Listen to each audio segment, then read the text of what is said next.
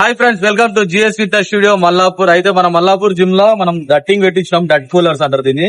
ప్రతి commercial places లో డట్ cooler పెట్టుకుంటే చాలా బాగుంటది. అయితే మనం మహారాష్ట్ర నుంచి తెప్పించుకున్నాం అన్నమాట.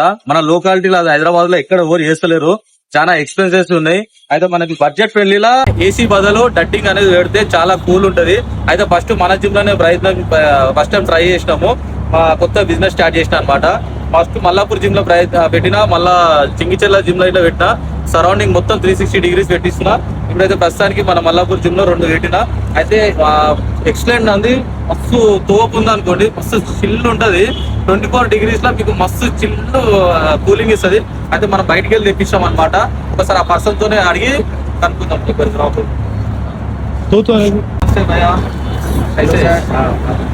अभी ये कितना एसएफटी में कितना एक डक्टिंग? ये डक्टिंग अपना है 2000 स्क्वायर फीट में इसके 2 यूनिट लगाना पड़ता है। ये 18000 सीएमएच के अपने को 2 कूलर लगाना पड़ता है। ये अपने को 2000 स्क्वायर फीट का कवर करता है एरिया। अच्छा, 3000 एसएफटी में कितने लगाना? स्क्वायर फीट में अपने को एक कूलर और बढ़ाना पड़ेगा। 18000 अच्छा, 3000 में 3 लगाना? 3 लगाना बहुत हो जाता। तो बहुत हो जाता है। 5000 में? 5000 में 6 यूनिट लगाना पड़ेगा। 5000 एसएफटी में 6 यूनिट लगाना। एक 8000 एसएफटी में वैसे एरिया के हिसाब से वो बढ़ाना पड़ता है। अच्छा, एरिया के हिसाब से बढ़ाना पड़ता। बोले तो मिनिमम 3000 एसएफटी में एक 3 लगाए तो बस हो जाता। बजट फ्रेंडली में हो जाता काम। सेंट्रल एसी पे बढ़िया।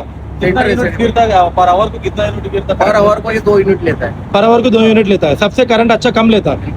अच्छा, एक बड़ा कूलर जैसा। बड़ा कूलर जैसा। हाँ। అయితే ఇంకోటి మనం చెప్పేది ఏంటంటే, కమర్షియల్ ప్లేసెస్ లా మన షాపింగ్ మాల్స్ కానీ, జిమ్స్ కానీ, పెద్ద పెద్ద ప్లేసెస్ లా ఏసీలు సరిపోవు. కాబట్టి బడ్జెట్ ఫ్రెండ్లీ అంటే కరెంట్ బిల్ తక్కువ కావాలనుకుంటే డక్టింగ్ వేసుకుంటే బెటర్ అని చెప్పేసి చాలా ఎంక్వైరీ చేసిన, చాలా చూసిన తర్వాత మన హైదరాబాద్ లో లేకుంటే మనం తెప్పించుకున్నాము. అయితే నేనే ఓన్ గా స్టార్ట్ చేసి మనలతో టైఅప్ అయ్యి మన నమ్మకంగా సప్లై చేద్దామని హైదరాబాద్ చుట్టుపక్కల తెలంగాణలో నీట్ గా నేను ఎక్స్ప్లెయిన్ చేద్దాం అనుకున్నా. నా నెంబర్ కింద ఇస్తున్నా. ఏ డౌట్ ఉన్నా నాకు కాల్ చేయరి.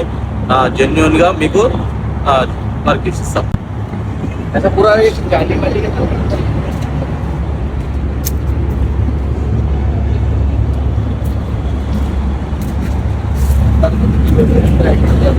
ఈజీ సర్వీస్ ఉంటుంది. సర్వీస్ ఇట్లా ఎక్కువ పెద్ద మెయింటెనెన్స్ ఏమి ఉండదు. ఒకసారి మనోడు ఎక్స్ప్లెయిన్ చేస్తాడు. వినండి.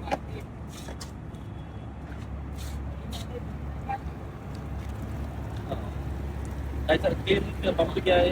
वो बॉल कॉक लगा हुआ है।